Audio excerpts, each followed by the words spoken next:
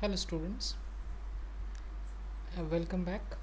Let's begin with another session. In the last period we have seen that the difference between the true solution, colloidal solution and suspension.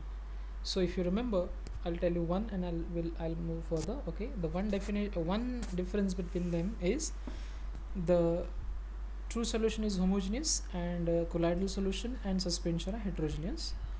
The particle size of true solution is less than 1 nanometer. Particle size of colloidal solution is 1 to 100 nanometer.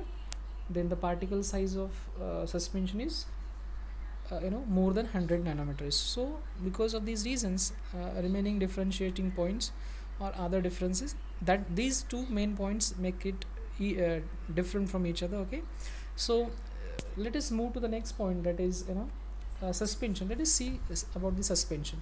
Now see, solid particles. Okay, solid particles of the in the suspension, solid particles can be separated by filtration. We have seen in the characteristics as well as the differentiating points. We were discussing that the solid particles in the suspension can be separated by filtration. Now you can see this is the filtration assembly. There is a metal stand. Okay, the beaker is kept for the collection of filtrate. Okay, then there is a funnel. Okay, in the funnel there is a filter paper. Okay, glass rod and all, these are the required things for the filtration technique. So filtration can separate the this one suspension particles from solvent. Okay, now solid particles settle down and the solution is unstable. Now if you keep this suspension undisturbed for some time, so you'll find that the particles of the suspensions or solid particles present in the suspension will slowly settle down, because the particle size is more than 100 nanometer. Now I would like to ask you one question here, that I told you that what is the 1 nanometer means. Okay, so you can comment on this video and tell me that what is the relation between 1 nanometer and meter. Okay, so the particle size of the this one suspension is more than 100 nanometer, and hence the particles are quite heavy, and because of that they settle down, and because of this solution is called unstable. Like colloidal solution as well as your true solution, they are called stable solution, because though they are kept undisturbed for long time, they doesn't settle down because the particles are quite lighter and hence they doesn't settle down. But in the suspension, particles do settle, and that's why they are called it is called unstable solution. Okay, it's called unstable solution. You can see the diagram also here. This is the solution which is kept before some hours. After 3-4 hours, you could see that the two different layer is formed in the solution. Okay, now the next point is that solid particles scatter the light and path of the light is visible. You can see these two test tubes. In these two test tube, one solution is taken, and from the other side the beam of light is passed. Okay, so you can see the path of the beam of light is visible and the light is scattered. In case of suspension, light is scattered and the beam of light is also visible. You can see clearly the beam of light is visible here. Okay, the beam of light is clearly visible, you can see here. Okay, so here also you can see this beaker also, the beam of light is visible. Okay, because of the suspension, in the suspension particles are big enough to stop the light entering in the solution, so beam of light is visible. Now let us move to the next point, very important point, that is Tyndall effect. What is Tyndall effect? Now see, when a beam of light is passed through a colloidal solution, the colloid particles scatter the beam of light and the path of the light becomes visible in the solution. Now here, to understand that, few examples are mentioned here. You can see that this you might have done at home also, you might have observed at home also. Now see what's happening here in the second picture. From the window, few light rays are entering inside the dark room. Now inside the dark room, whatever dust particles are there, they are visible. They are visible. So that's what mentioned here. When a beam of light enters through or pass through the colloidal solution, the colloidal particles scatter the beam of light. Now you can see here the light is scattered in it has the the path of light has become broader, that is the scattering of light. And this scattering, if take place, okay, then it is called as Tyndall effect. The path of light becomes visible, okay, the path of light becomes visible. If this same light passes through the clear water, it will not be visible. But through this medium, that is air medium, where is having dust particle, so that is in that the path of light is visible. You can see clearly the ray of light. In the third picture also you can see the rays of light is coming through the branches of the trees, okay. Even in the first picture also you can see the light beam of light is passing through the test tube solution. So this is nothing but, you know, your Tyndall effect. So Tyndall effect can be seen when the light enters in a room through a small hole due to the scattering of light by the dust particle, okay. So the dust particle present in that air medium scatters the beam of light, okay. The Tyndall effect can be seen in a dense forest due to the scattering of light by the water droplets in the mist, okay. Mist in club, we also call it a kohra, okay. So in that also you can see the droplets of water, they stop the light and they scatter the light, so that light is visible there, okay. So let's move to the next. These are all different examples where you can see the light beam of light is visible, okay, and scattering of light takes place, okay. Let us move to the very important point. We'll see this one slide only and then we'll stop, okay. See, saturated solution. Now we have seen homogeneous, heterogeneous, okay, colloidal solution, true solution, okay. So now what is saturated solution? Now see, if you start dissolving salt in the water, take some fixed quantity of water, like say for example 1 liter of water, and start dissolving the salt in it. So when you start adding the salt by spoon, at certain stage you will find that the salt is not dissolving now.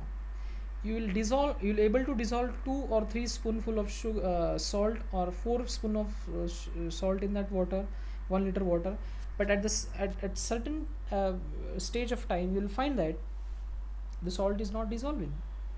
The reason is that till now whatever salt was dissolving, it was entering into the intermolecular spaces of the water.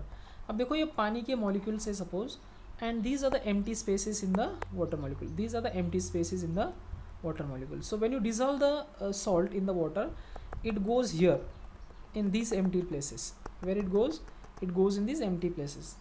But as soon as all these empty places, for example, I'll just draw another diagram. See, these are the molecules of water, and these are the spaces. So when you dissolve the salt here, let me take another pen. When you dissolve the salt in the water, it goes here in the spaces of the water molecules, and once these spaces are full, you will not able to dissolve more salts. So that condition where you are not able to dissolve more salt in that water, this is called the saturated solution. So I can tell you the definition here. The solution in which which cannot dissolve, or which cannot dissolve any more of the solute at a given temperature, at normal temperature, at normal pressure. If you are not able to dissolve more salt in that water, salt means solute. Salt is called as solute. Solute means something that dissolves in the water. So that if no more salt is able to dissolve in the water at the given temperature, then that condition is called as saturated solution. And this capacity to dissolve the amount of salt, certain amount of salt in the given quantity of water, is called as solubility. So what is solubility definition?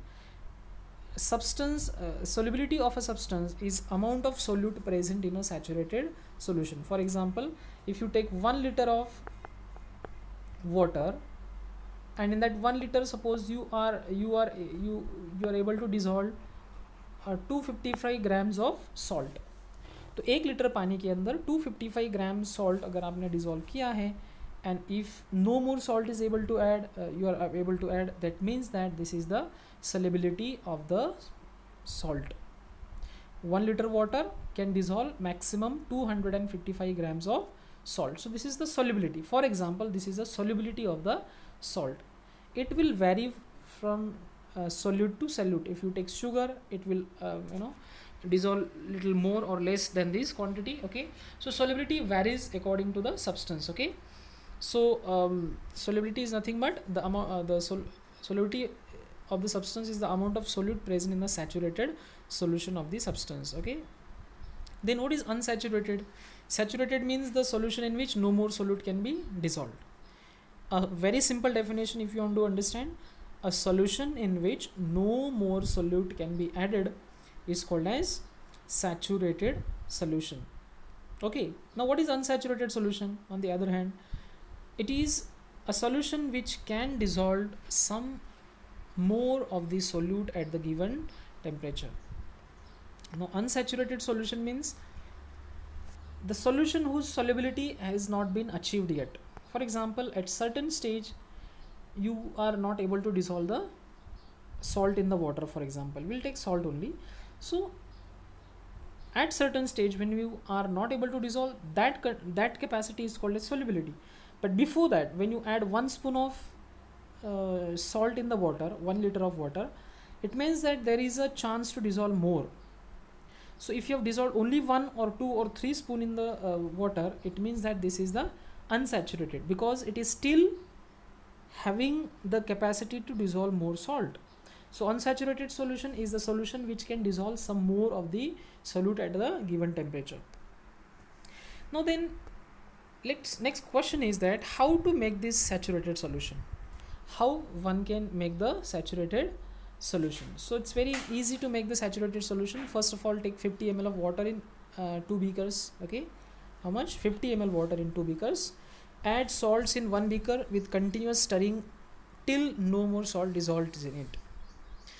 एक beaker में salt add करना शुरू करना है, but while adding the salt we have to continuously stir it, okay, till the salt dissolve in it. Similarly, add sugar in the other beaker. So another beaker which has again 50 ml water, take sugar and start adding in it, okay, and then after dissolving, here again we have to continuously stir so that it will dissolve faster.